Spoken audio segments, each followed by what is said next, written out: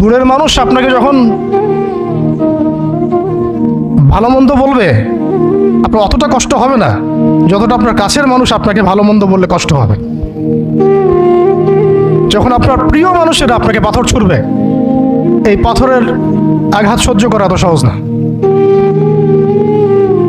কাফেররা, ফাসেকরা, জালেমরা, মুশরিক, মুনাফিকরা পাথর ছুড়বে, সেই পাথর আপনি সৌভাগ্যের সাথে বরণ করতে পারেন, সে রক্তক্ষরণে আপনার কষ্ট হবে না। প্রিয় মানুষদের দেওয়া অপবাদ, মিথ্যাচার, গীবত, তহমত, পাথর আপনাকে এত কষ্ট দিবে, এই কষ্টের লোড আপনি সহ্য করতে পারবেন না।